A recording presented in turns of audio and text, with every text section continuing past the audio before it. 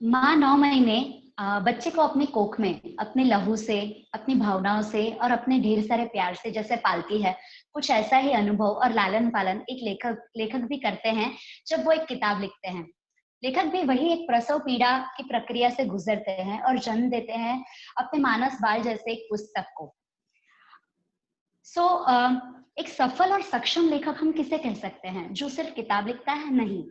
जो सफल और सक्षम लेखक उसे कह सकते हैं जो लिखता तो शब्द है पर वाचक उसके उन शब्दों को महसूस करता है, भावनाओं को महसूस करता है, सिर्फ शब्द नहीं पढ़ता है। तो आज हमारे साथ है मनीष सर, जिन्हें हम प्यार से श्रीमान जी कह के पुकारते हैं, याद करते हैं। श्रीमान जी एक बहुत ही सक्षम और सफल लेखक है, इसलिए नहीं क्योंकि हमारे फेवरेट है, बट इसलिए क्योंकि सर कहानियां लिखते नहीं हैं। सर जो कहानियां लिखते हैं वो कहानियों का आपको एक किरदार बना देते हैं और फिर आपको यात्रा करवाते हैं वो पूरी कहानी की, और आप भूल जाते हैं कि आप कौन है। सर आपको वो सारी भावनाएं महसूस करवाते हैं, वो प्यार, पीड़ा, विरह, वेदना, क्रोध, वो सब आप जो वो शब्दों के रूप में लिखते हैं वो आप बखूबी महसूस कर सकते हैं। तो ऐसी महान हस्ती आज हमारे साथ है और हम आज उनके साथ जानने वाले हैं उनके बारे में और मुन्ना के बारे में। तो हमारी इस शब्द यात्रा में आपके साथ ही आज हम बने हैं। तो मैं हूँ भूमिका और ये है हमारी बहुत ही प्यारी गरिमा। तो शुरू करते हैं गरिमा के साथ ये शब्द यात्रा। इनके अलावा आपके जीवन में कुछ लोग ऐसे भी संपर्क में आते हैं जो आपके साथ मात्र एक एहसास के साथ पिरोए हुए होते हैं। वो रिश्ते नहीं होते और आप उन्हें कोई नाम भी नहीं दे पाते। आप देना चाहते हैं कोई नाम क्योंकि वो आपके रिश्ते किसी अपने की याद दिलाता है, पर फिर भी आप नाम नहीं दे पाते। कोशिश करते हैं लेकिन कुछ दिनों बाद उस रिश्ते को आप एक नए रिश्ते में बदलते हुए देखते हैं। वो नाम आपने जो उस रिश्ते को दिया था बदल जाता है दोबारा। ये गोरख धंधा जन्म और विधि से परे है, क्योंकि इन रिश्तों की बुनियाद ना जन्म है, ना धर्म है, ना विधि। ये जो खूबसूरत लाइनें लिखी हैं श्रीमान जी ने, मनीष जी ने, कहाँ से और कैसे सोची आपने? बताइए कुछ। बहुत गहन है। भूमिका, थैंक यू वेरी मच।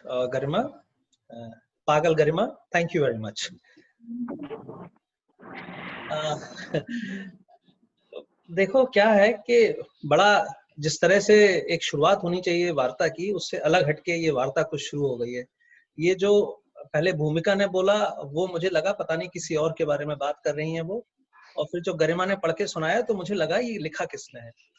और मेरे साथ अक्सर यही होता है गरिमा कि कुछ एक चीजें मैं लिखते लिखते ऐसी लिख जाता हूँ कि बाद में मुझे खुद यकीन नहीं होता कि ये मैंने ही लिखी है। ये रूही में भी हुआ था और ये मुन्ना में भी हुआ है। शायद ये इस तरह से होता है। मैं मानता हूँ कि मेरे ऊपर मुझे लगता है मेरे महादेव का बहुत बड़ा हाथ है।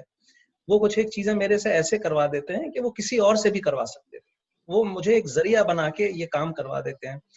ये जो रिश्तों वाली बात कही है इस किताब में, मुझे बड़ा अचरज हो रहा है कि लोगों ने मुन्ना पढ़ी है बट अभी तक वो ज्यादातर लोग केवल मुन्ना को देख पाए हैं। उसमें मुन्ना के अलावा, उसमें चाइल्ड अब्यूज के अलावा और भी बहुत सारी चीजें हैं जो शायद आप एक बार और अगर बीच में से कहीं उठा के पढ़ेंगे तो आपको पूरी की पूरी किताब कुछ और नजर आएगी। तो अगर आप ये पूछ रही हैं कि ये मैंने कैसे लिखा, तो मुझे नहीं मालूम ये मैंने कैसे लिखा, ये लिखवा दिया गया, बस इतना ही है। चलिए सर, आप शुरुआत करते हैं आपके थोड़े से बैकग्राउंड से। बुंदेलखंड से आप आते हैं और बुंदेलखंड से अब बाली। ये जो आपकी यात्रा है, जब आप कभी पीछे पलट के देखते हैं तो क्या पाते हैं? आपका शहर तब और अब कितना बदलाव आया आप में और आपके शहर में? देखिए, पहले मैं ये क्लियर कर दूं कि मैं बाली में नहीं रहता हूँ। मैं रहता हूँ जकार्ता में, जो कि इंडोनेशिया का कैपिटल है। और होता यह है कि कुछ जगहों का दुर्भाग्य ये होता है कि उनको उनके इतिहास से नहीं जाना जाता। अब उसमें से ही आता है बाली। बाली को मैं शुरू में जब आया था तो लोग अब बाली को तो जानते थे बट ये नहीं जानते थे कि वो इंडोनेशिया में है। वैसा ही इसके साथ ये हुआ कि जकार्ता के बारे में लोगों को ज्यादा मालूम नहीं है। तो बाली इसलिए कह देना मेरे लिए आसान होता है कि लोग अब धीरे धीरे जानने लगे हैं कि बाली इंडोनेशिया में आए। रही बात मेरे बुंदेलखंड की, तो मैंने अपनी जिंदगी के 21 साल वहां गुजारे हैं, तो मेरे लिए तो प्रिय है ही। झांसी से ही मेरी यात्रा की शुरुआत हुई थी, 21 साल तक मैं वहां रहा हूँ। बचपन मेरा गुजरा है वहीं पे, मेरी शादी हुई है, तो वहां से तो मेरी बहुत यादें जुड़ी हुई है। झांसी तो मुझे हमेशा मेरे दिल के करीब रहेगा। और चूंकि और आप देखेंगे झांसी मेरे लिए मेरी यात्रा का एक कैरेक्टर मैंने बना लिया है। कुछ लोग हैं इसमें कि आपको हमेशा आने वाली किताबों में और कहानियों में मिल जाएंगे। झांसी है, उसमें ओरछा है, उसमें आपको उसमें ठाकुर साहब हैं जो कभी ठाकुर साहब बन के आएंगे, कभी कुछ और बन के आएंगे, तो वो लोग हमेशा से रहने वाले हैं उसमें।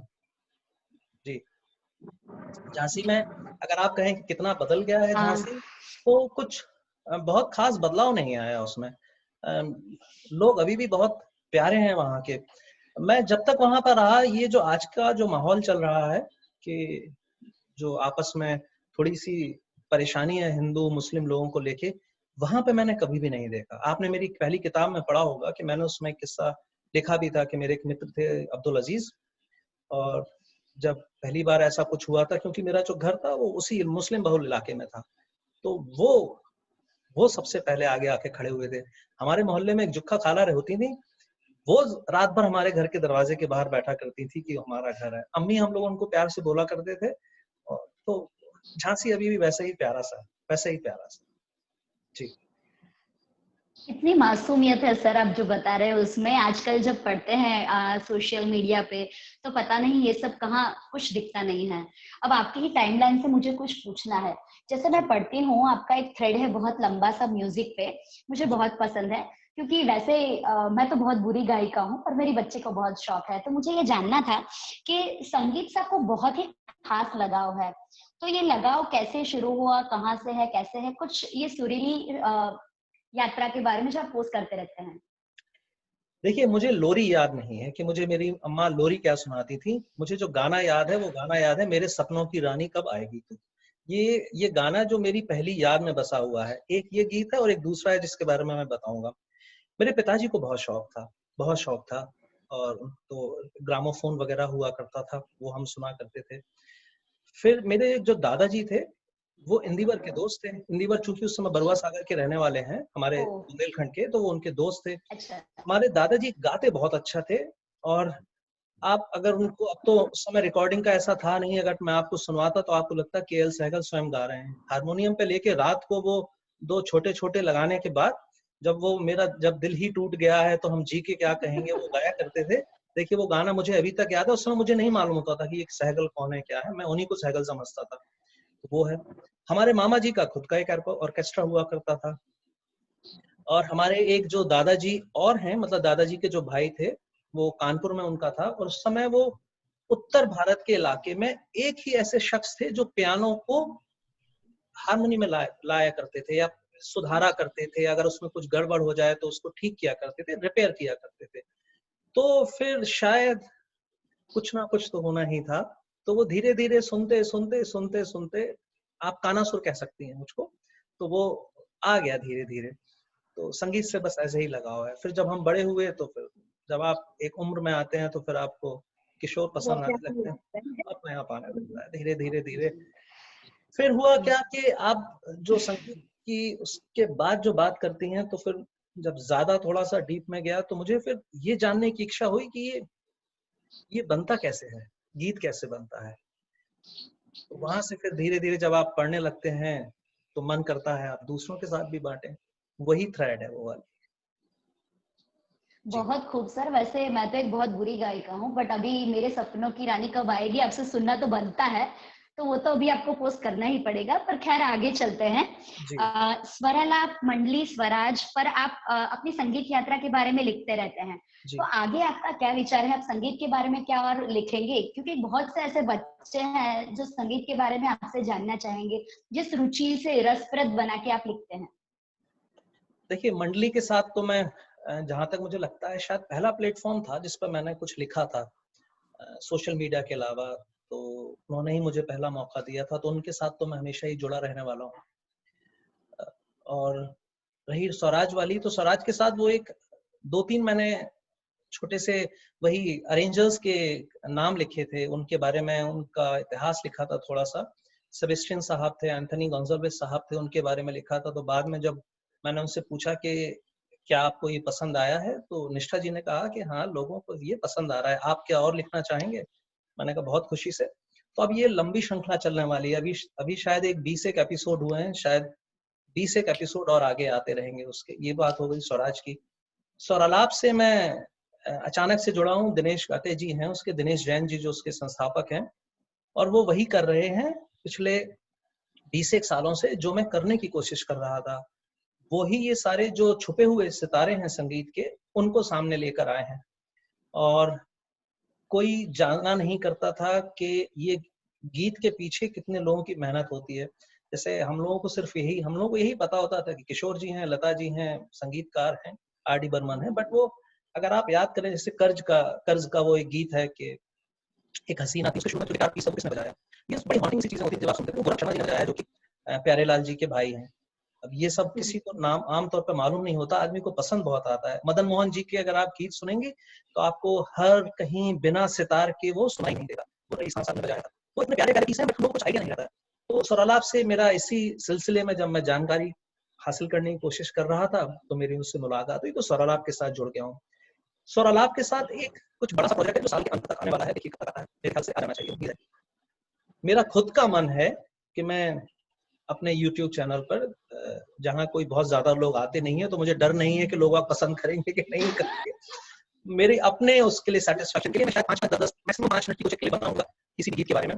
तो अभी तो फिलहाल इतना ही है और ज्यादा कुछ नहीं करना। बहुत कुछ है, भूमिका बहुत करने का मन होता है बट समय नहीं है, क्योंकि मेरे को करने को ये शनिवार इतवार मिलता है केवल, और इसमें हम कितना कर लें।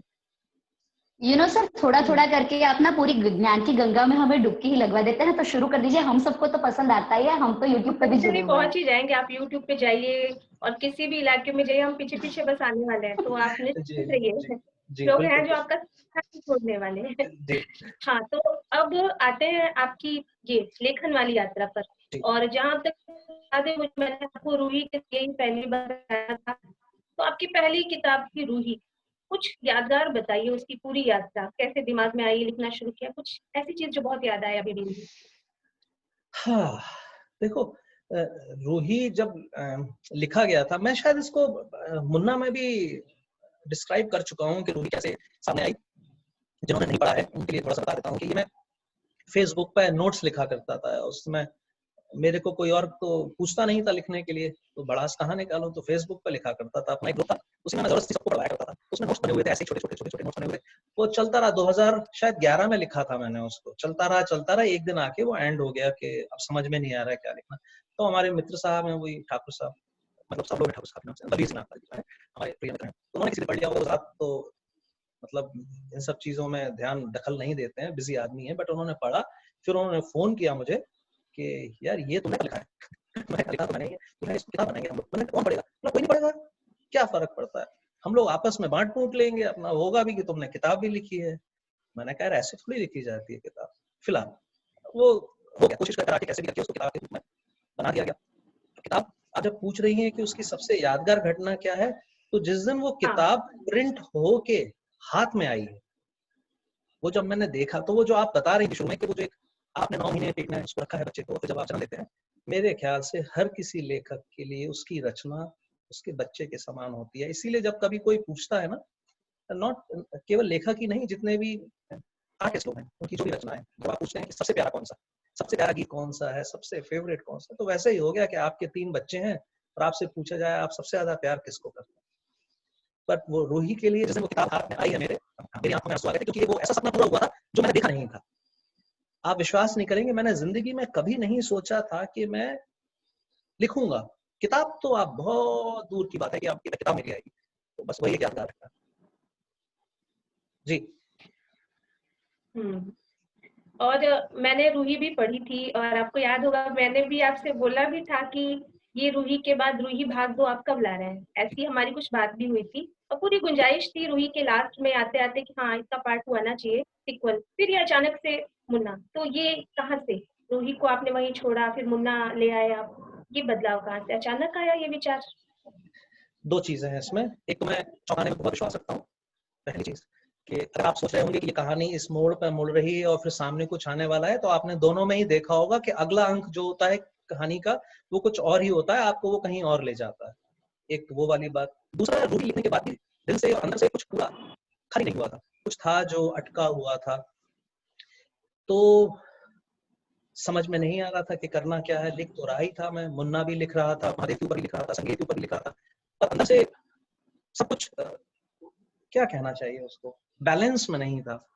मैंने साकेत को बताया था अभी पिछली बार जब हमारी बातचीत हो रही थी कि मैं ओरछा गया था, वहां एक बाबा जी मिले थे, तो उन्होंने उनसे बातचीत के समय मुझे समझ में आया कि मुझे करना क्या है। फिर तो आप समझ लीजिए कि वो डिवाइन इंटरवेंशन है कि मुझे लगा कि मुन्ना आना चाहिए। मुन्ना आपके सामने। जी। हाँ, बिल्कुल। आप मुन्ना हमारी हमारे रूही को सामने ऐसे तो नहीं ये छोड़ बैठी सकते है। सर। हाँ भूमिका, क्या बोल रहे हैं आप? जी आप हमारी रूही को ऐसे तो नहीं छोड़ सकते, पर उस पे बखैर बाद में बात करेंगे।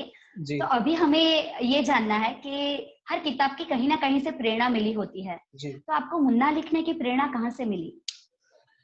हाँ, ये गरिमा बताएगी। गरिमा, इसमें सबसे पहले पेज पर क्या लिखा हुआ है?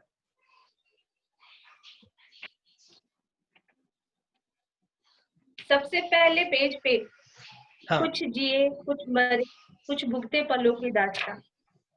कुछ यही मेरी, लिखा है। कुछ मेरी, कुछ तुम्हारी दास्तां।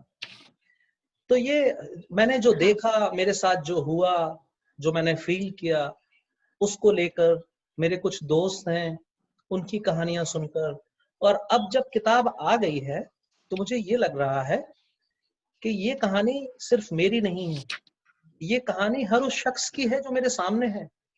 आप अभी देखिए सोशल मीडिया पर, ट्विटर पर, जितने लोग भी हमारे सर्किल में हैं या जितने भी मेरे दोस्तों ने पढ़ी है, वो या तो डीएम में आके मेरे से बोल रहे हैं या सामने आके बोल रहे हैं कि ये लगता है उन्हीं की कहानी है। तो जो मुझे लग रहा था कि केवल मेरी दास्तां है या मेरे किसी मित्र की दास्तां है, वो एक्चुअल में देखा जाए तो लगभग 80% जनता की दास्तां है। तो मुन्ना की प्रेरणा कैसे आई, ये मतलब कुछ कहना बहुत मुश्किल है कि कौन था इस सब के पीछे।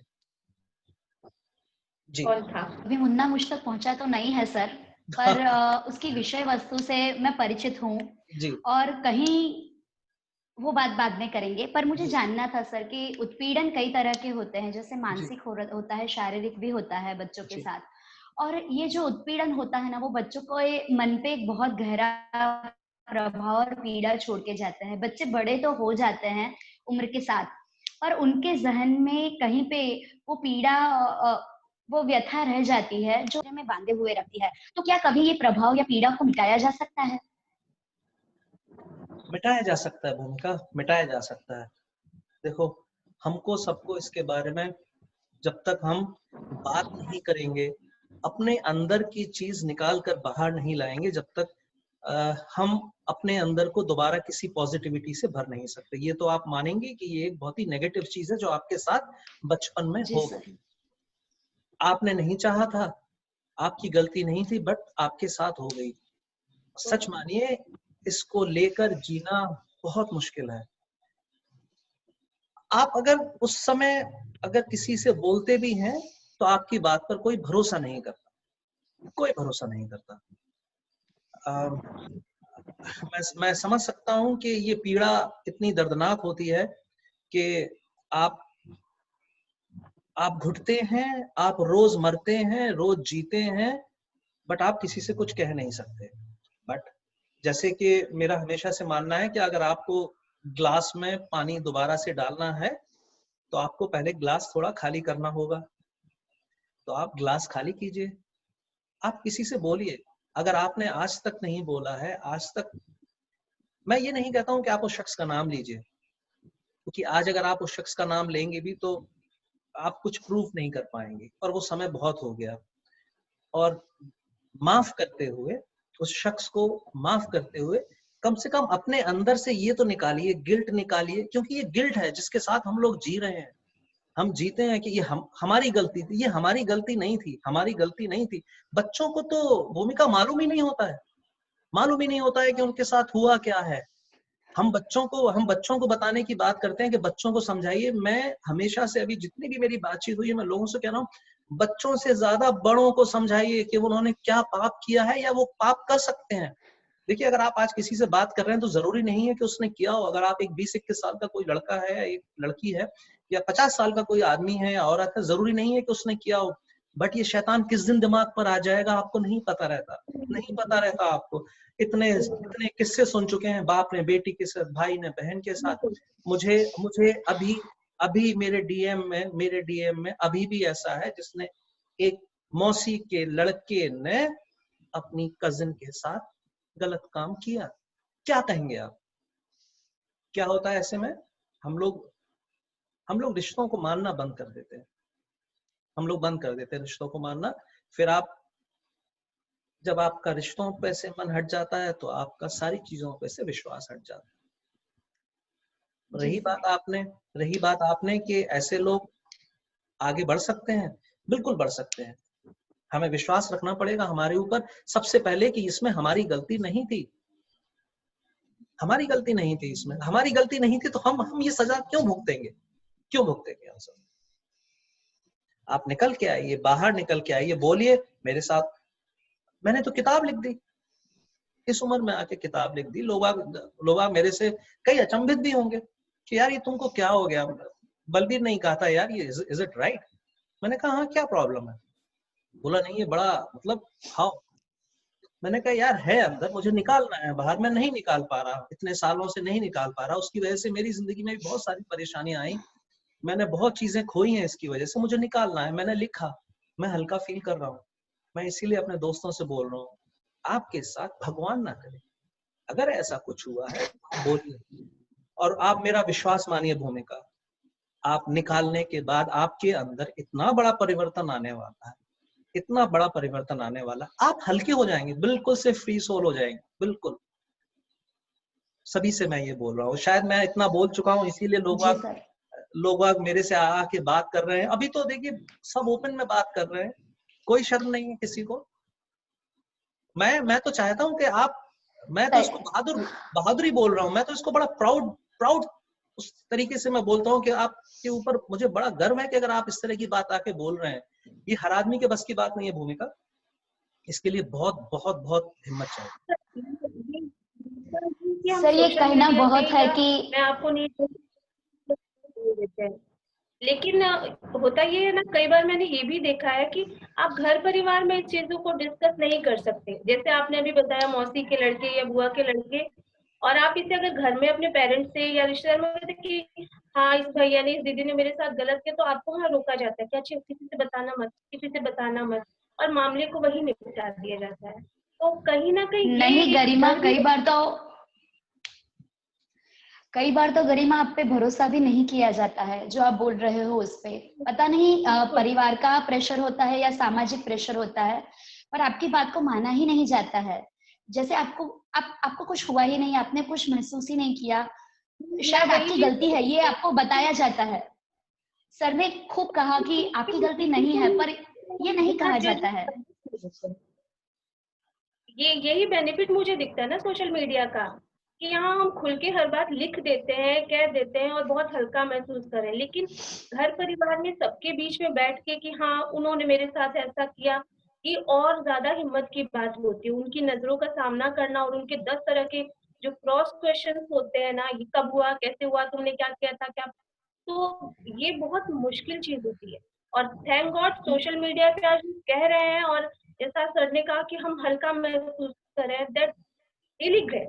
मतलब मैं जो चीजें वहां कह सकती हूँ, मुझे नहीं लगता कि घर परिवार में हम उन चीजों को डिस्कस कर सकते हैं कभी। तो ये बहुत बड़ी बात है, खासतौर से हमारे मध्यम वर्गीय और मिडिल क्लास में ये चीजें बहुत मायने रखती है।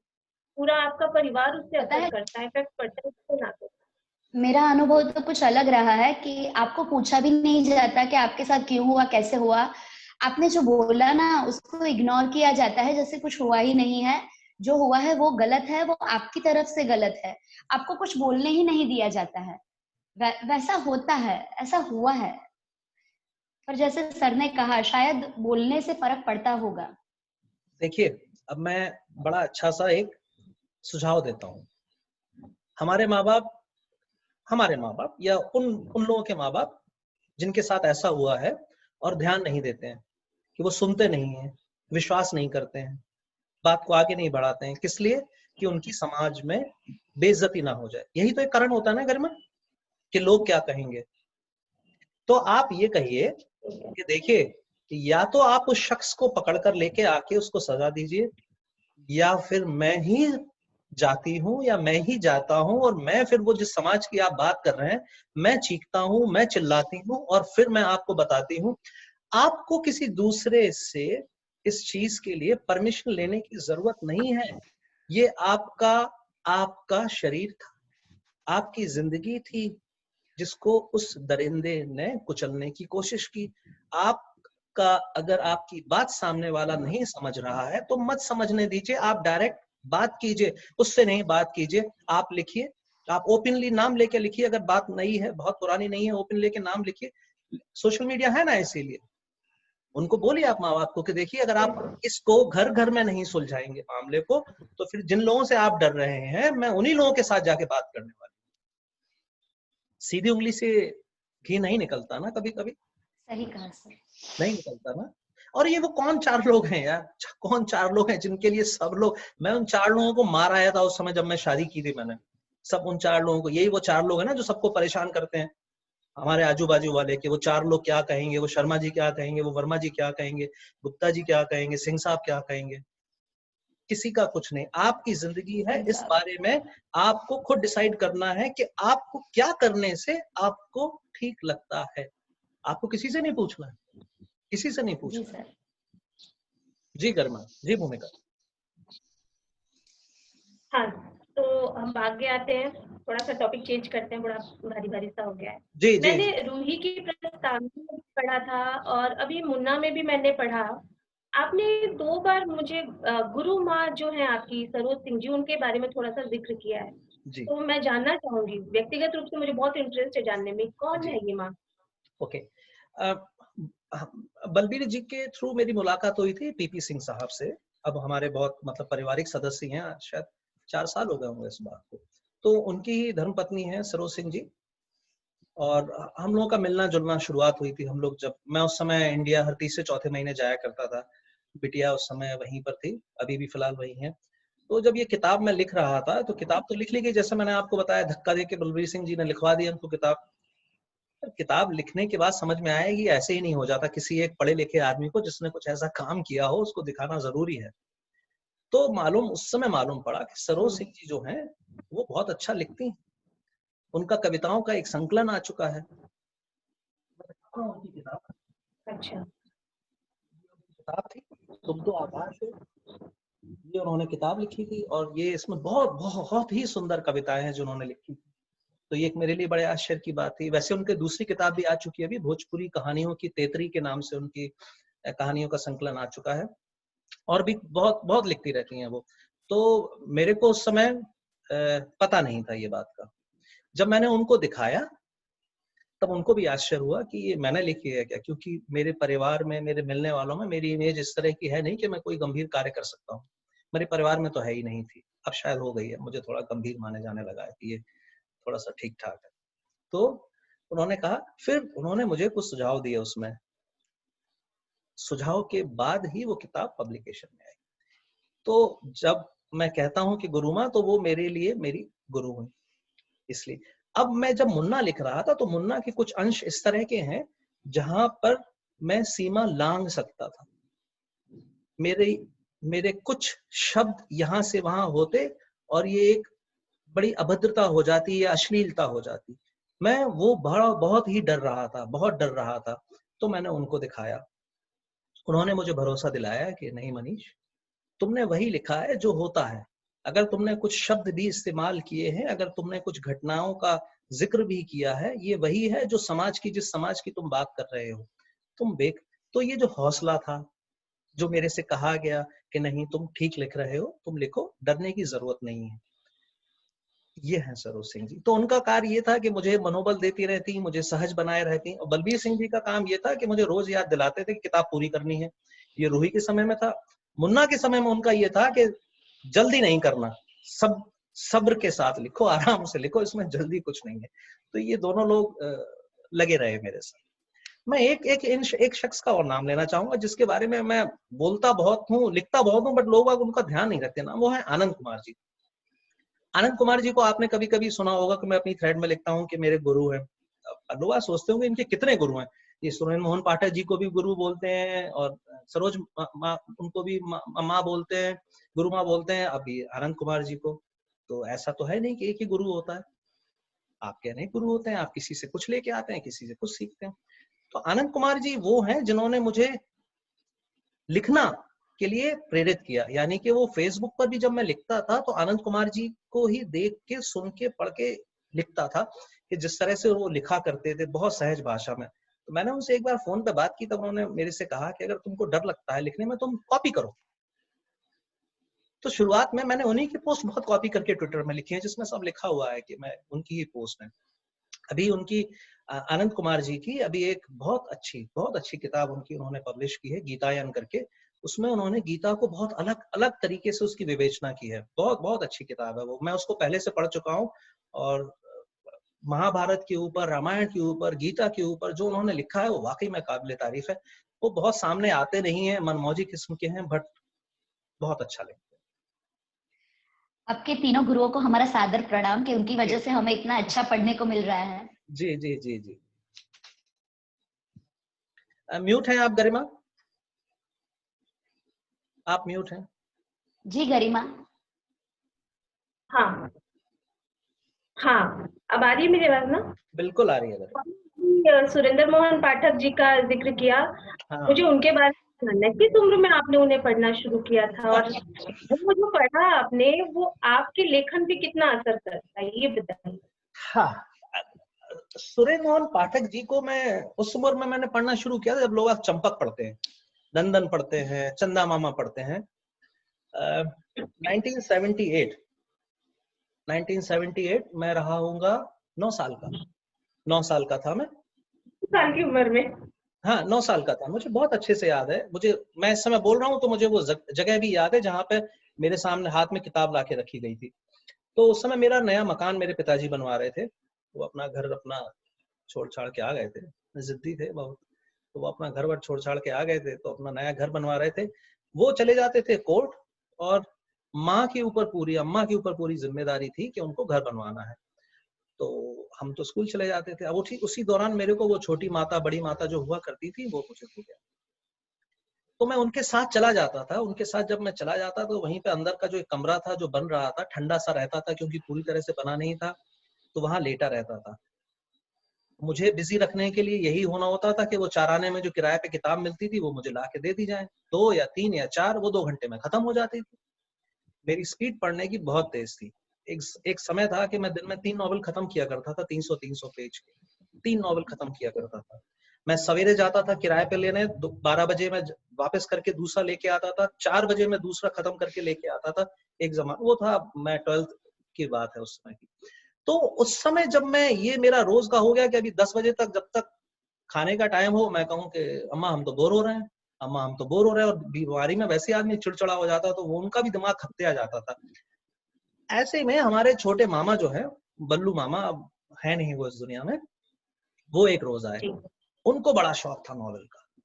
उन्होंने देखा कि ये क्या तकलीफ है, इसको क्या तकलीफ, बोले मैं तुमको कल एक बढ़िया सी किताब ला के देता हूँ।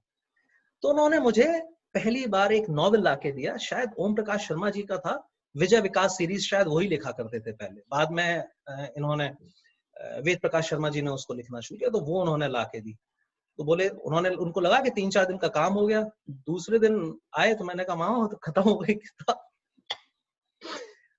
वो तो बोले यार तुम, मतलब ये कैसे तुम पढ़ रहे हो? बोले खत्म हो गई किताब। वो फिर मेरे को लाके उन्होंने ही मुझे पढ़वाया। उन्होंने मुझे वेद प्रकाश शर्मा पढ़वाया, उन्होंने ही मुझे सुरेंद्र मोहन पाठक पढ़वाया, उन्होंने ही मुझे कर्नल रंजीत पढ़वाया।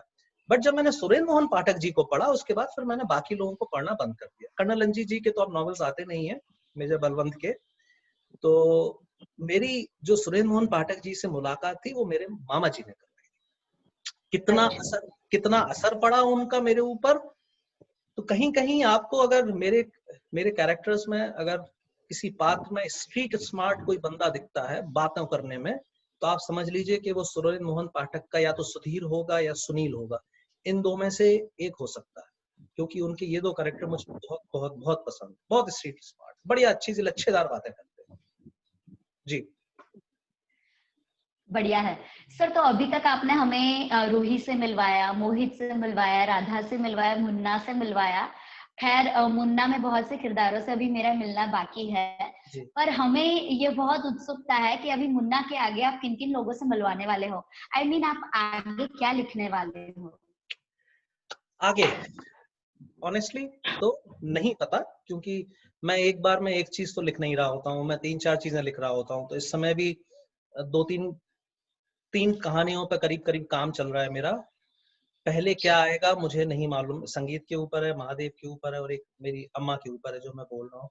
उसमें से क्या आएगा मुझे नहीं मालूम, बट डेफिनेटली है कि अगले साल कुछ ना कुछ आ जाएगा। अगले साल यानी 2021 में आप लोगों के सामने कुछ ना कुछ एक किताब होगी। कितनी मोटी होगी कितनी पतली होगी मुझे नहीं पता, बट एक किताब होगी, डेफिनेटली होगी। बहुत खूब सर। हम आपको पढ़ते आए हैं, जैसे आप प्यार मोहब्बत तो पे लिखते हैं, माइथोलॉजी पे लिखते हैं, अभी सामाजिक मुद्दों पे भी लिखते हैं। ऐसा कौन सा विषय है जिस पे लिखना आपको सबसे ज्यादा पसंद आया, या हम कह सकते हैं कि आपका सबसे मन पसंदीदा विषय लिखने के लिए रहा है?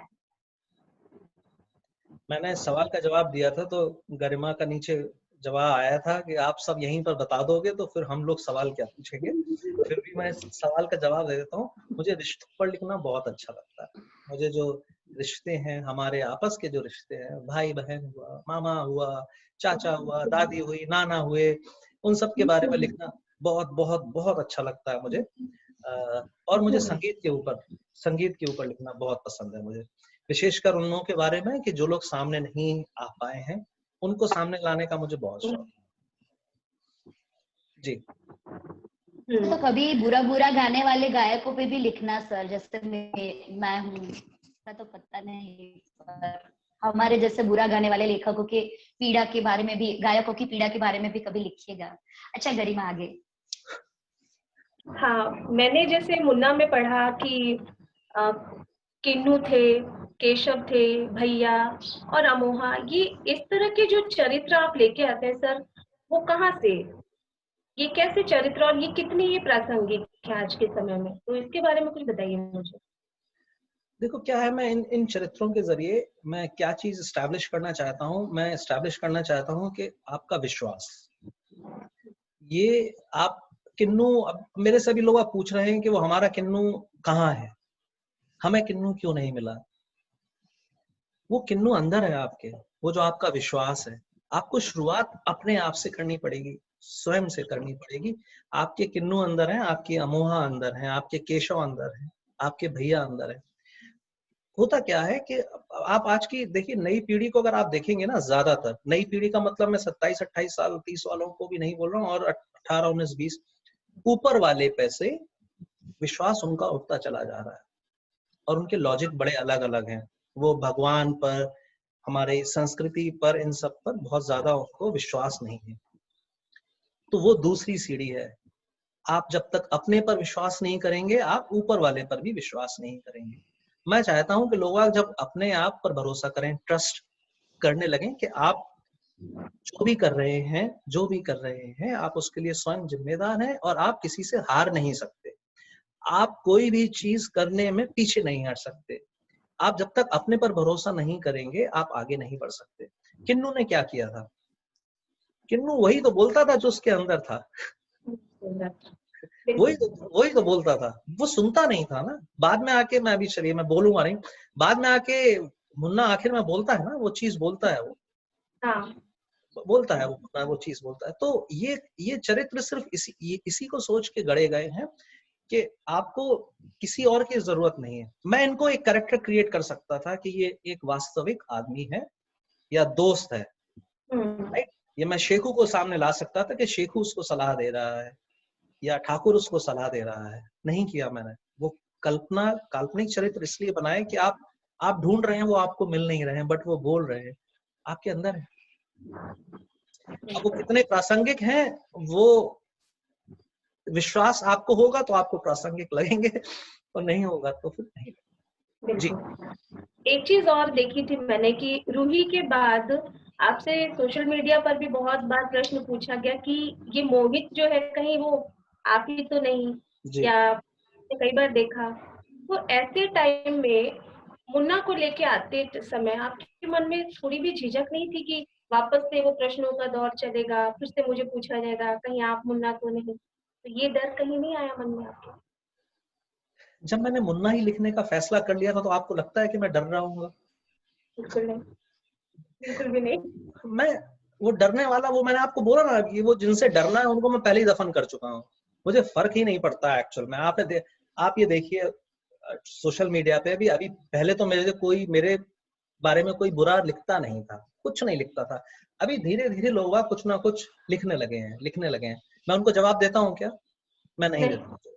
रिस्पेक्ट। हाँ, अभी तो मैं रिस्पेक्ट भी देना बंद कर दिया, यानी कि वो रिस्पेक्ट की लायक नहीं है। मैं नहीं देता क्योंकि मुझे फर्क नहीं पड़ता। तो जहां तक रही कि वो डर वाली बात, तो नहीं, मैं अभी भूमिका आपको बोल रहा था ना कि आपको डरना ही तो नहीं है, बस वो डरना नहीं है। क्यों डरना? मुझे जी सर। परेशानी ये है कि जो एक्चुअल में मैं आपको बताऊं, जो मेरे से सवाल कर रहे हैं उनको अपने से सवाल करना चाहिए, कहीं वो तो मोहित नहीं है, कहीं वो तो मुन्ना नहीं है, या उससे बड़ी बात, कहीं वो तो चाचा नहीं है, अच्छा नहीं, कहीं बिल्कुल। वो तो वृंदा नहीं है, कहीं वो तो बिंदी नहीं है, कहीं वो तो जुल्फी नहीं है। वो ये चीज देखें, और मुझे मालूम है कि ये जब किताब लोग पढ़ेंगे कुछ लोगों को शर्म आएगी। आगे ले चलो। जी। सर, आप जब अपनी यात्राओं के बारे में लिखते हैं टाइमलाइन पे, और वो आपका जो सिग्नेचर पिक्चर है ऐसे ऐसे करके सबको जी। बहुत पसंद आता है, आपकी यात्राओं के थ्रेड भी सबको बहुत पसंद आते हैं, तो हमें जानना है आपकी यात्राओं के बारे में कुछ। देखिए, ये यात्राएं, जैसे मैंने पहले बताया था कि यात्राएं जो मेरी हैं वो मेरे जानने की कोशिश है कि मैं हूँ क्या, क्योंकि वो मैं ज्यादातर अकेले ही करता हूँ यात्राएं अपनी। पिछली बार ही दिसंबर में जब मैं गया था तब मैं प्रमेय के साथ गया, तुषार के साथ। प्रमेय तो उनका वो इतना हो गया है कि वो सब लोग प्रमेय के नाम से बोलते हैं, तुषार के साथ। अदरवाइज मैं अकेले ही करता हूँ और मुझे बहुत अच्छा लगता है। मैं नए लोगों से मिलता हूँ, ऐसे लोगों से मिलता हूँ जिनको मैं जानता नहीं। मुझे समझ में आता है कि क्या हो रहा है, मैं कहाँ तक अभी भी जमीन से जुड़ा हुआ हूँ, या मैं केवल जो कहता ही रहता हूँ मैं लोगों से, क्योंकि कहने में और करने में बहुत अंतर होता है। तो वो आपको ये देखना बहुत जरूरी है कि आप थोड़ा सा जब आगे बढ़ते हैं तो कुछ चीजें आप अपने आप बोलने लगते हैं, क्योंकि वो बोलने में बहुत अच्छी लगती है, बहुत अच्छी लगती है बोलने। वो फालतू ज्ञान, हमारी अंशल जी जो बोलती है ना, फालतू ज्ञान, तो वो देने में सबको बहुत बहुत अच्छा लगता है। बट आप उसको फॉलो कर रहे हैं या नहीं कर रहे हैं, वो जानना। बाकी जब मैं ज्योतिर्लिंग गया था तो वो मेरी किताब के सिलसिले में था, बट उसी समय शायद मैं किसी दिन मैंने लिखा था कि मैं कुछ ढूंढ रहा हूँ। उस दिन तृप्ति दी का फोन आया था मेरे को, पहली बार मेरी जब उनसे बातचीत हुई है, कि मनीष जो तुम ढूंढ रहे हो वो तुम्हारे अंदर ही है। ये उनका मेरे साथ जो पहली बातचीत थी,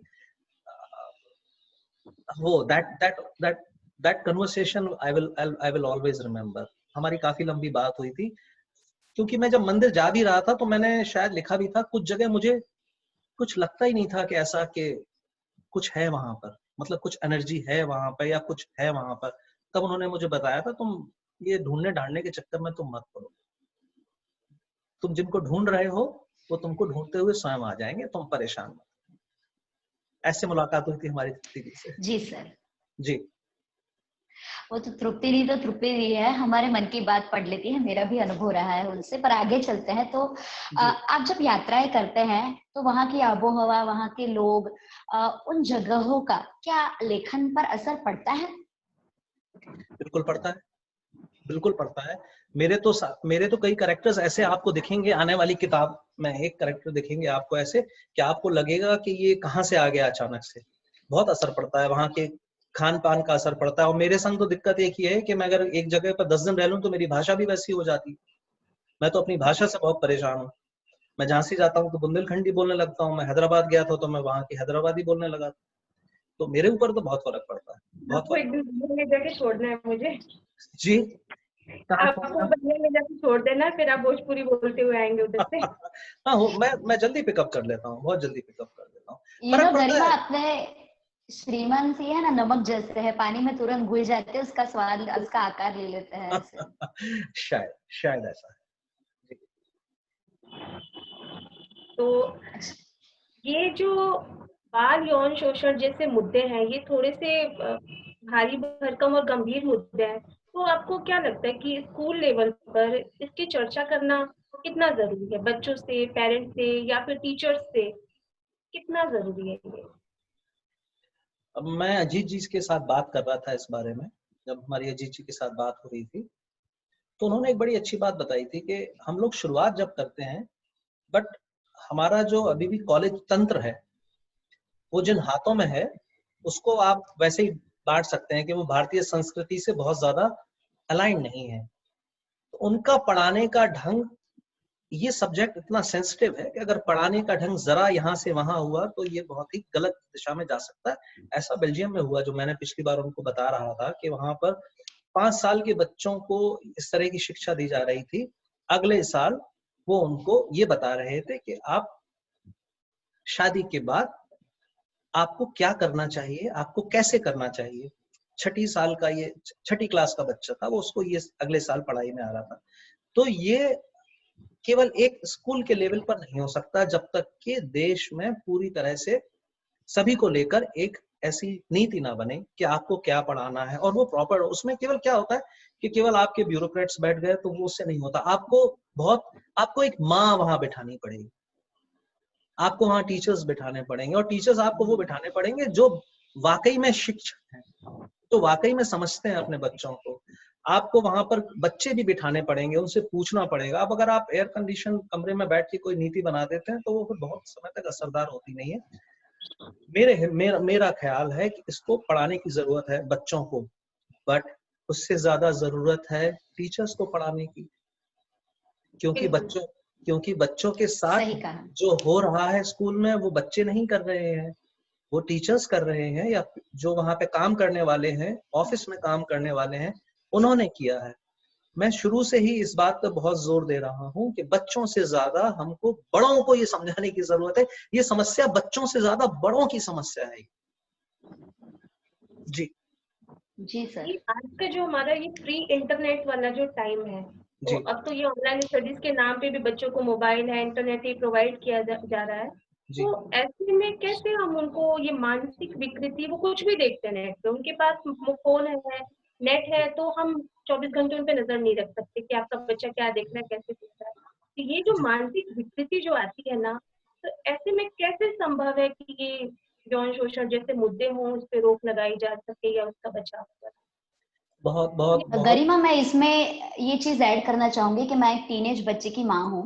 मैं उसकी भगवान की कृपा से हीर मुझसे सब शेयर करती है, बट मैंने उसकी दोस्तों को, सहेलियों को देखा है सर, वो लोग इतनी सहजता से इस उम्र में इंस्टाग्राम या फेसबुक पे अनजान लोगों से बातचीत करते हैं, या उनसे अपनी इंफॉर्मेशन, अपने पिक्चर शेयर करते हैं, जो मुझे बहुत डराता है। क्योंकि कहीं ना कहीं हम लोग देखें तो बच्चों के अब्यूज का कारण यहाँ इंटरनेट से भी आ रहा है, कि उनका जो भी कुछ अपलोड हो रहा है वो गलत तरीके से यूज हो रहा है। तो उसको कैसे हम लोग रोक सकते हैं?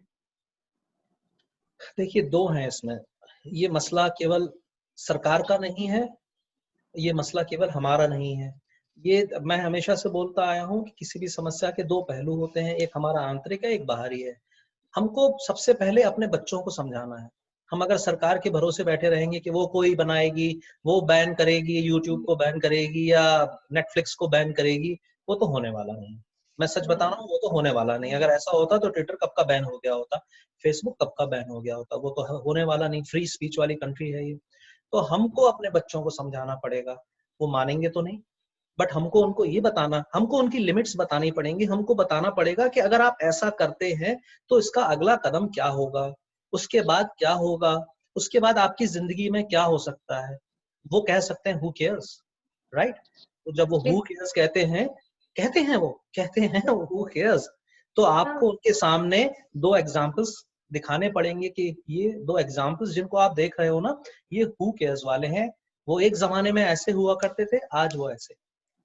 बच्चों को अगर आप केवल बोलते रहेंगे तो उनको नहीं समझ में, आपको उनको दिखाना पड़ेगा कि इन लोगों के साथ क्या हुआ है। जरूरी है ये। देखिए मैं मेरी भी बिटिया है, 25 साल की मेरी बिटिया है। मैंने उसको शुरू से वो मेरी सबसे अच्छी दोस्त रही है। मैंने उसके साथ सब कुछ शेयर किया है, सारी बातें शेयर की, उसको सब बताया है कि ये देखो, आगे चल के जब तुम बाहर जा रहे वाली हो, तुम अकेले रहने वाली हो, वहां तुम्हारे पापा तुम्हारे साथ नहीं रहेंगे, तुम्हारे साथ ABCDE ये होने वाला है। कुछ ऐसा भी होगा जो मुझे नहीं पता, तुम अगर ये करोगी तो ये होगा, ये करोगी तो ये होगा, ये करोगी तो ये होगा, बाकी तुम डिसाइड करो। ये भी बोलता हूं मैं उसको, मैं 10 साल 15 साल और तुम्हारे साथ रहने वाला हूं, उसके बाद तो तुम्हारी जिंदगी अपनी है, मैं कब तक तुमको बचाता रहूंगा। और टचवुड आज तक वो वहां पर है, करीब करीब 10 सालों से है। शायद एक भी दिन ऐसा नहीं हुआ होगा कि मुझे ये नहीं मालूम हो कि वो कहाँ है और वो क्या कर रही है। ऐसा भी नहीं, कभी भी नहीं ऐसा हुआ हो कि मुझे कुछ नहीं पता। वो मुझे सब ए से लेके जेड तक सब बताती है कि क्या हुआ, क्या नहीं हुआ, क्या नहीं हुआ। और हमारे बीच में कभी ऐसा कुछ नहीं है कि तुम 8 बजे कॉल करना, 9 बजे कॉल करना है, वीडियो कॉल करना, कुछ भी नहीं, कुछ भी नहीं। अगर मैंने उसको 2 दिन बात नहीं की तो वो परेशान नहीं है, उसका 2 दिन तक फोन नहीं आया तो मैं परेशान हूं। तो आपको बच्चों के साथ एक बॉन्डिंग, बट वो बॉन्डिंग में ध्यान रखना है आपको कि आप अगर दोस्त बन गए तो वो कंधे में हाथ ना डालने आपके, तो वो भी ध्यान रखना है। वो एक इतनी थिन लाइन, वो एक इतनी थिन लाइन है कि उसका आपको ध्यान रखना है। और बच्चों पे भरोसा कीजिए, भरोसा कीजिए। बच्चे आमतौर पर झूठ नहीं बोलते जब तक के आप उनको सच बोलने पे पनिशमेंट ना देने लगे। देखिए क्या होता है, आपने बच्चों से कहा सच बोलना है, सच बोलना है, हमेशा सच बोलना है। एक दिन वो कोई गलती करके आते हैं और आपसे वो सच बोल देते हैं, उसके बदले में उनको मिलती है सजा। अब बताइए, उस दिन आपको सजा नहीं देनी थी, उस दिन आपको सिर्फ ये बताना था, बेटा तुमने ये गलत किया, आगे से मत कर। तो हम वहीं पर बहुत बच्चों का खूब कहा। जी, वहीं पर हम जी बच्चों का सर, विश्वास तोड़ देते हैं। बच्चों का आपने विश्वास तोड़ा तो उनको समझ में आ गया कि अगर वो बचेंगे तो झूठ से बच पाएंगे। जी बहुत खूब कहा सर। अब आगे मुझे कुछ, वैसे तो आप बोल चुके हो, फिर भी मेरी उत्सुकता है और ये इंटरव्यू जो भी देख रहा है उनको भी शायद जानना होगा। तो मुझे ये जानना है सर कि आज जब सब लोग मुन्ना पढ़ रहे हैं और इतने संवेदनशील मुद्दे पे खुल जी के आके बोल रहे हैं या फिर आपसे DM में आके बात कर रहे हैं, खुद की पीड़ा बाहर लाना चाह रहे हैं, क्या सच में ये हो सकता है कि एक बदलाव आ सकता है जहाँ अपनी पीड़ा के बारे में या अपने मन में जो भी है वो बाहर लाने के लिए सब खुल के बाहर आ सके, ऐसा और मुक्त हो सके, जो भी अपने को बांधा हुआ है, वो बदलाव क्या हो सकता है सर? देखो भूमिका, शुरुआत तो मैंने कर दी है, एक मनीष ने शुरुआत कर दी है, 2 दिन पहले दूसरे मनीष जी ने भी बाहर आके, देखिए मनीष मुंद्रा जी ने आके कहा, जो सामने आके कहा, अगर वो नहीं भी कहते तो कोई फर्क पड़ने वाला नहीं था, राइट। और आप विश्वास नहीं करेंगी, मैंने उनसे भी नहीं कहा था, वो हमारे मित्र हैं, मित्र वैसे ही हैं, बहुत खास मित्र नहीं है बट हमारे जानने वाले हैं, मैं ये कह सकता हूँ। NGO से जुड़े हुए हैं, हमारी 1-2 बार उस सिलसिले में बातचीत हुई है। मैंने उनसे सिर्फ ये रिक्वेस्ट किया था, सर आप इतने अच्छे स्केचेस बनाते हैं, मुन्ना बना दीजिए उसमें। तो उन्होंने मुन्ना तो उन्होंने बनाया, साथ में उन्होंने जो लिखा वो सबके लिए एक चौंकाने वाली बात थी। तो आप अगर जो बोल रही हैं, अगर मैं सामने आ गया, मनीष जी सामने आ गए, और भी जो लोग हैं अगर सामने आते हैं, तो ये तो अपने आप ही एक मुहिम बनने वाला है। ये आप बनने वाला क्या है, बन गया है।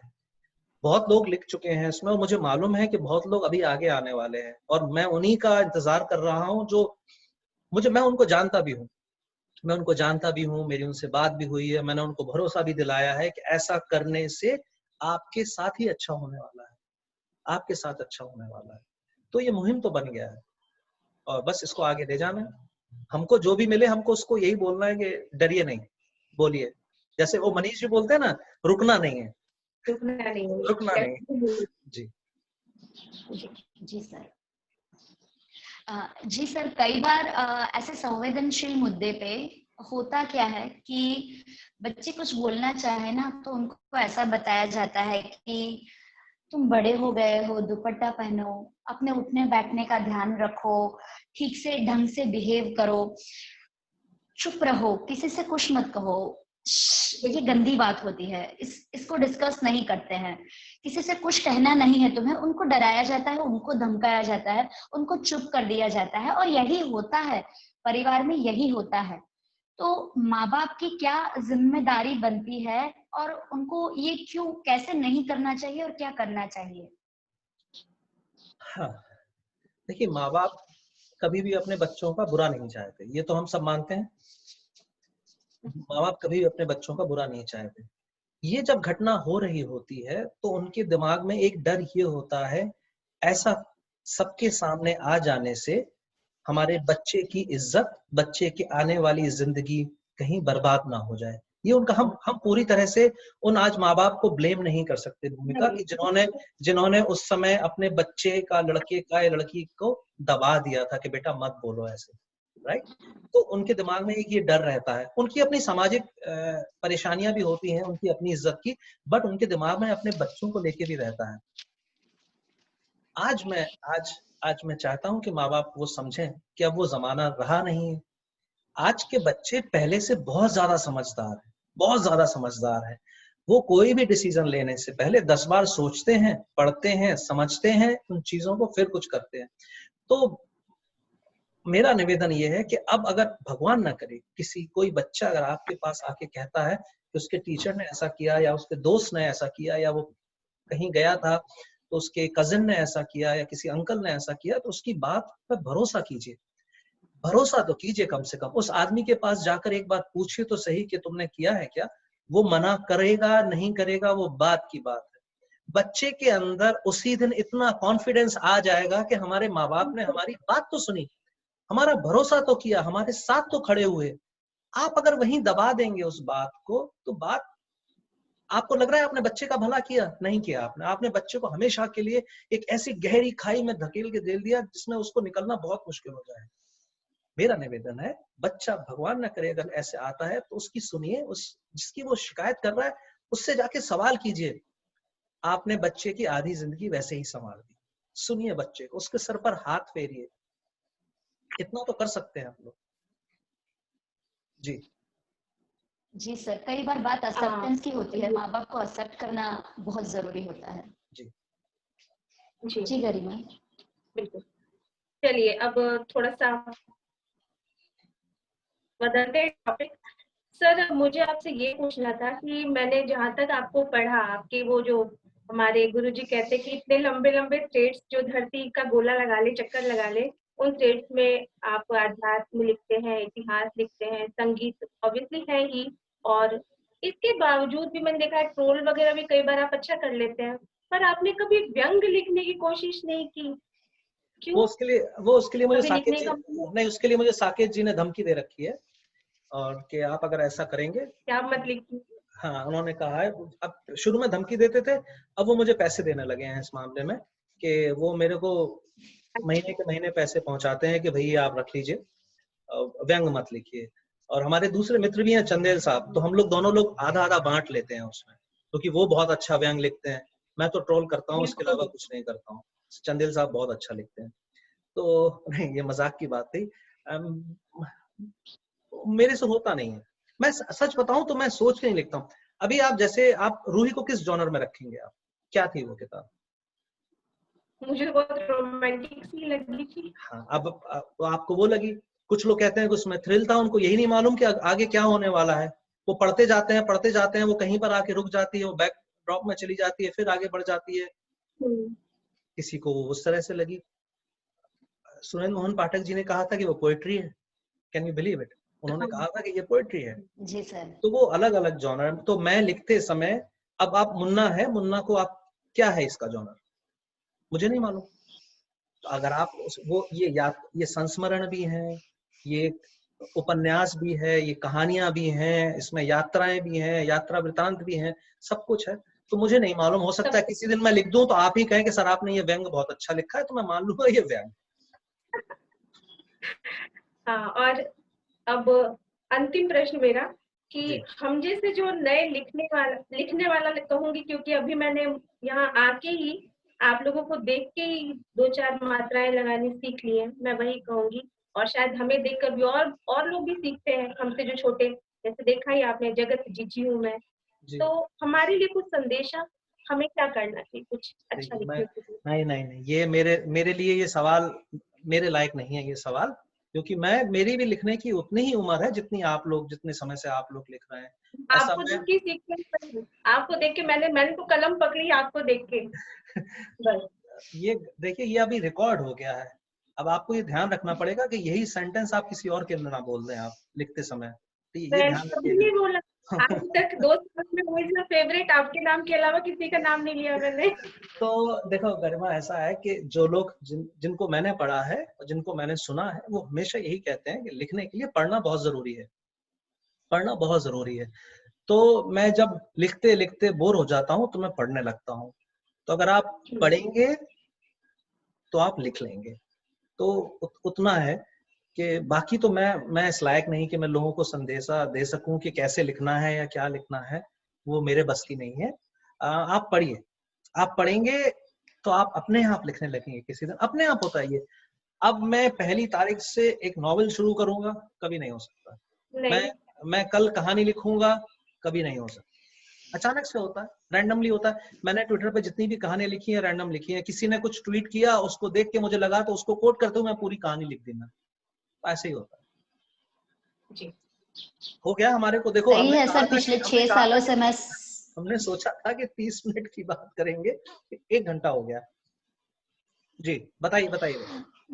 सही कहा सर। मैं भी ऐसे पिछले 6 सालों से सोच रही थी। 6 साल पहले मैं कॉलम्स लिखती थी न्यूज़पेपर में। हाँ हाँ। तब मैंने छोड़ा था वो लिखना, ये सोच के कि मुझे मेरी नॉवेल लिखनी है। 6 साल पहले मेरे एडिटर ने बहुत डांटा भी था। तब से छोड़ा था। अभी आया कुछ नहीं है, तो पढ़ ही रही हूँ। और पता नहीं लिखूंगी कि नहीं। पर मुद्दे पे आते हैं आज के कि बहुत अच्छा लगा आपसे बात करके सर। बहुत कुछ मुझे भी बोलना है, कहना है। शायद मैं इसके बाद बोल सकूंगी या कह सकूंगी, शेयर कर सकूंगी। बहुत हिम्मत मिली, उसके लिए बहुत शुक्रिया सर। और आज हम मुन्ना से मिले। आपके जीवन की किताब के बहुत सारे पेजेस भी हमने जी पढ़े, देखे। आपने हमारे उत्सुकता और प्रश्नों का उत्तर देने के लिए इतना समय दिया, उसके लिए भी बहुत शुक्रिया। थैंक और यू। कहीं पे अभी एक आशा दिख रही है मुझे कि बहुत से ऐसे मेरे जैसे लोग शायद यहाँ पे होंगे जो ये देख रहे हैं या जिन तक ये पहुंचेगा, जो कहीं पे उस बच्चे को, उस मुन्ना को पीछे छोड़ के आए हैं, जो अपने अंदर के भय को, पीड़ा को, क्षोभ को ऐसे छुपाए रखता है और अपने आप को अपने वो मुन्ना को पिंजरे में बंद रखता है कि किसी को पता न चल जाए, किसी को लग ना जाए कि उसके साथ क्या हुआ है, उसने कुछ गलत किया है, और वो लोग आगे आ सकेंगे और अपनी बात आगे रख सकेंगे। तो ये जो आपने लिखा है या ये जो आपने मुहिम शुरू की है, उसके लिए भी दिल से बहुत शुक्रिया sir. Thank you thank you. आज के लिए बहुत धन्यवाद। Thank you thank you sir. Garima, बड़ा अच्छा लगा इस तरह से बातचीत करना। मैंने गरिमा से मैंने कहा था कि मैं मिलूंगा के, बट गरिमा से मेरी मुलाकात नहीं हो पाई। तो मैंने गरिमा से प्रॉमिस किया था, गरिमा हम लोग इस तरह से मिलेंगे, एक लंबी बात करेंगे। मुझे याद है कि मैंने गरिमा से जब पहली बार फोन पे बात किया था, मैं सोमनाथ में था, शायद उस दिन उसका जन्मदिन था। हाँ, गरिमा तुम्हारा जन्मदिन था देख शायद उस दिन। जी। देखो गरिमा, हमें तो जन्मदिन पे भी याद नहीं किया जाता है, बोलो। मैं मुझे याद नहीं रहता, मुझे याद नहीं रहता, मैं सच बता रहा हूँ। तो उस दिन चांस की बात थी कि मैंने फोन किया था उसको। तो मतलब ये सकपका गई थी, मैं बोल रहा हूँ, ये सकपका गई थी। इसने जवाब ही नहीं, मेरा फोन ही नहीं उठाया था इसने। 2 बार तो उसने फोन ही नहीं उठाया था इसने। फिर मेरी इससे बात हुई थी, तब मैंने पहली बार बात की थी। इसने कहा था सर जोधपुर आइए। फिर अब देखिए, मेरा तो आना हुआ नहीं, हम मिलेंगे। बट मैंने सच बताऊं, मैंने इतना अच्छा परिवार बना लिया है यहाँ पे, इतना अच्छा परिवार बना लिया है कि मैं इकलौता बेटा हूँ अपने माँ बाप का। मेरी एक बहन है बस। तो मेरे कोई भाई बहन वैसे हैं, कजिन्स बहुत हैं। तो वही मुझे लगता है, वही मेरा परिवार बढ़ता चला जा रहा है। आप देखिए, मेरे वहां पे सब भैया ही, मैं जगत भैया हो गया हूँ। सब भैया ही बोलते हैं मुझे, and I love it, I really love it. तो थैंक यू वेरी मच बढ़िया आपका। है। हाँ, एक माँ आपका है, एक शुक्रिया। जीजी है, एक भैया है। आपका शुक्रिया। और बहुत बहुत बहुत बहुत अच्छा लगा। और ताई को बिना याद किए खत्म नहीं करेंगे। हमें भी। ताई को याद किए बिना खत्म नहीं करेंगे। ताई से बहुत स्नेह है मुझे। अभी अभी कुछ दिनों से तो वो बिल्कुल हमारा एक माँ बेटे का रिश्ता हो गया है वो। और अगर मैं 2-3 दिन तक कुछ यहाँ वहां दिखूं नहीं या मैं शांत रहूं तो उनका आ जाता है, बेटा ध्यान रखना अपना। तो उनसे मेरा बिल्कुल है कि अब मैं जब भी इंडिया जाऊंगा, बैंगलोर जाऊंगा तो उनसे मिल के आता हूँ। ठीक है, सर चलो गुजरात में भी आना है। आएंगे आएंगे आएंगे, पक्का आएंगे आएंगे। हमारा भी नंबर आएगा। नहीं नहीं, मैं कोशिश करूंगा कि अभी मैं अगली बार जब आऊंगा, इंडिया आऊंगा, तो मैं कुछ एक 2-4 जगह सेलेक्ट करूंगा जहां पे सब लोग एक साथ। अब देखो ये माहौल इस तरह का है ना कि सब लोग इतना ट्रैवल भी नहीं कर सकते, तो वो थोड़ा सा तकलीफ रहेगी, बट मिलूंगा, जरूर मिलूंगा।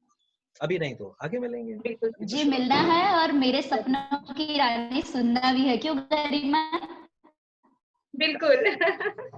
मैं देखूंगा शायद। चलिए, अ, मेरे पास रिकॉर्ड किया रखा हुआ है, मुझे अगर मिला तो मैं भेजूंगा। ठीक है, बहुत चलो, बढ़िया। बाय बाय, टेक जरूर हम केयर। शुक्रिया करेंगे। सर, मिलते मिलते हैं। हैं sir, take bye care. Bye bye bye. जी।